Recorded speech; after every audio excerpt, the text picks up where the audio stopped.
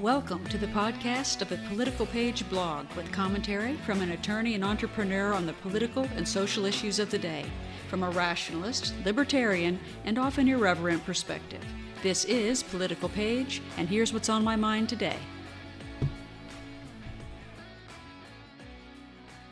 Welcome back to the podcast for April 13th, 2019. It's another great day. This blog is entitled Pure Hilarious Political Genius. Grab the popcorn and take a seat. The Donald is at work. And somewhere deep down, you know you like it.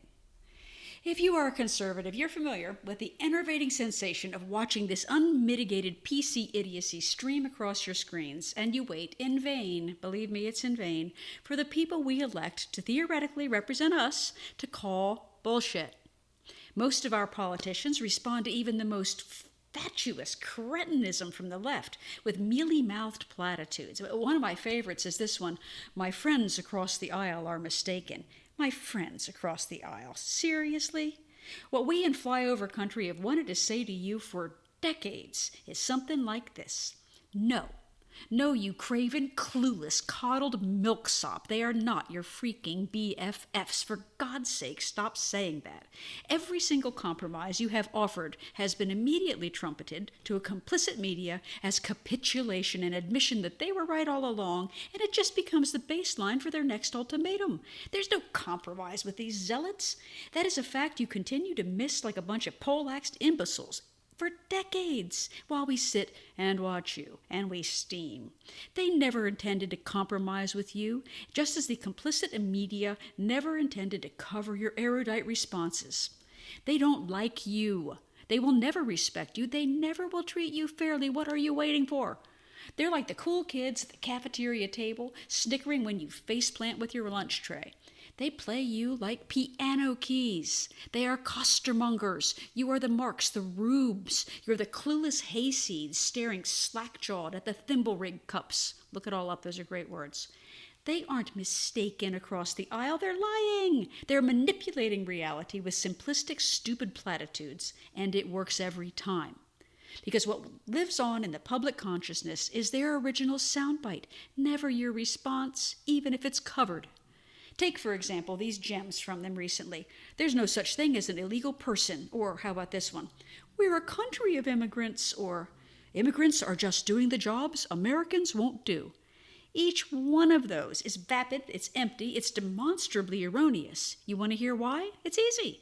Nobody is saying that it's illegal to exist as a person, but it's illegal to sneak across our border. And yes, we are a country of immigrants, legal immigrants. Did you know that Ellis Island put 120,000 people back on the ships they came from and sent them home because they were ill or unable to self-support without government help? Sound familiar here at all? How about the fact that they will do jobs we won't do? Bull! Over 50% of the immigrant meccas of landscaping and manual labor are already filled by legal Americans. They're only too happy to have the job. The only thing that pisses them off is that they only get paid slave wages because they're competing with illegals who are used to living on $2 a day. I know this is harsh, but it's true. Do you see how long, though, it took for me to respond to each one of those handy-dandy, quick-sounding little sound bites? Our voters had the attention span of ADHD gnats, and the Democrats know it, and that's why they win.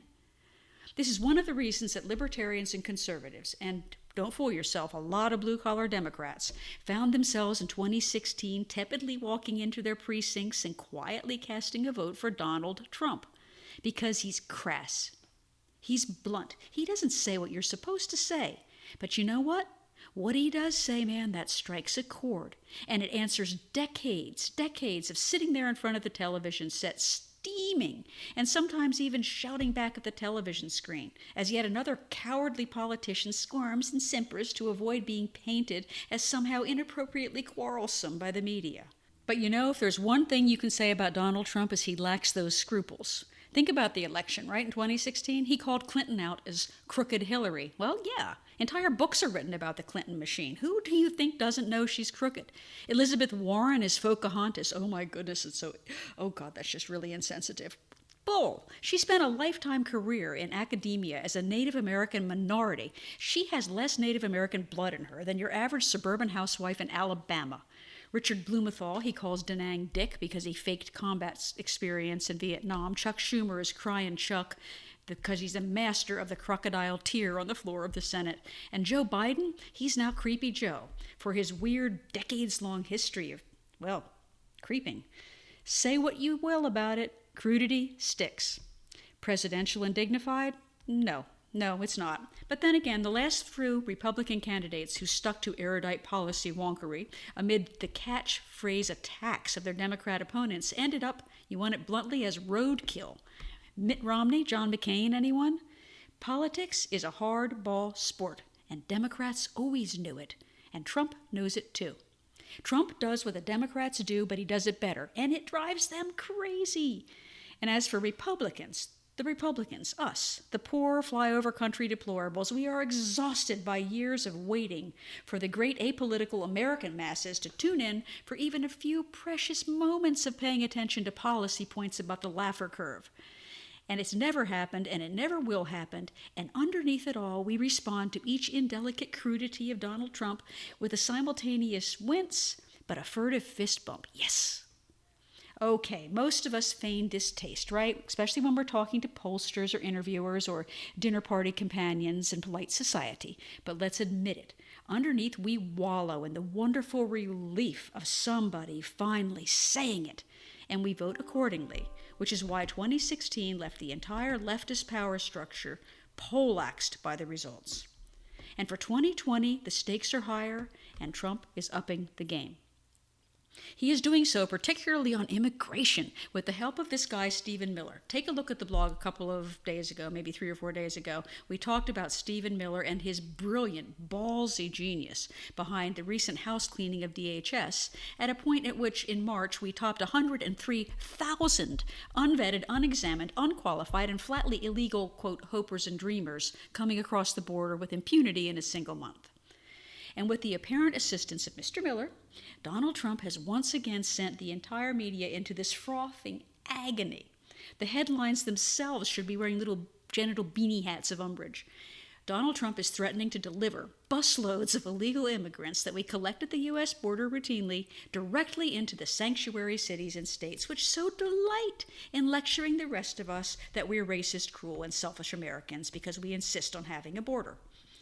Now, he does this with such wide-eyed innocence. Everybody knows he's not innocent, but he has this look. He says very mildly, we can fix the immigration emergency so fast if the Democrats would agree. And here's his quote. I'm taking selective quotes, but you get the idea.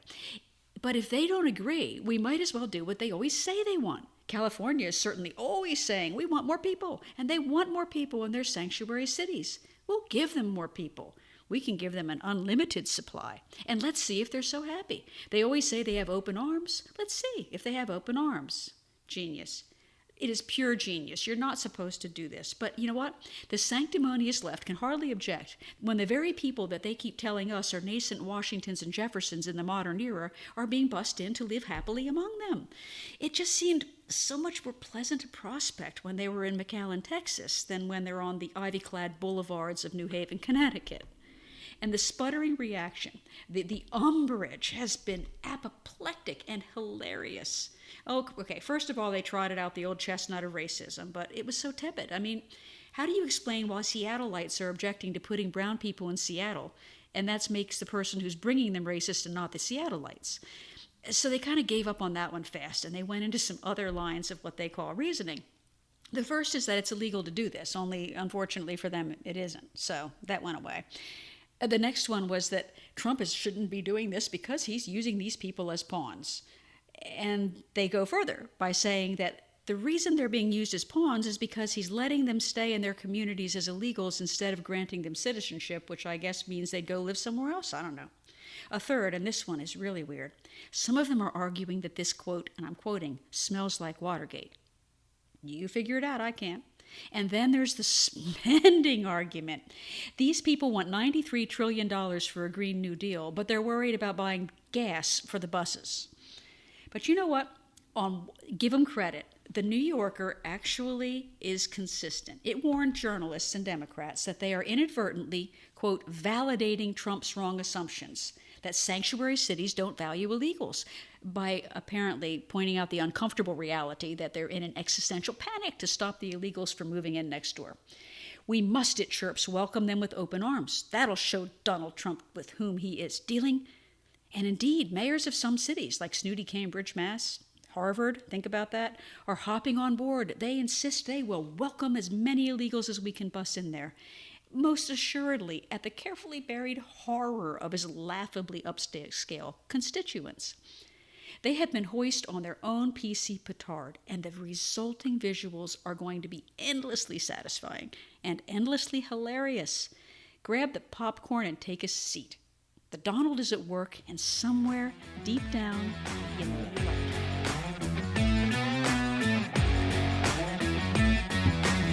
Thank you for tuning in to the Political Page podcast today. Original blog articles, complete with a lot more information and great links to original source material, can be found anytime on politicalpage.net. That's political, P-A-I-G-E.net.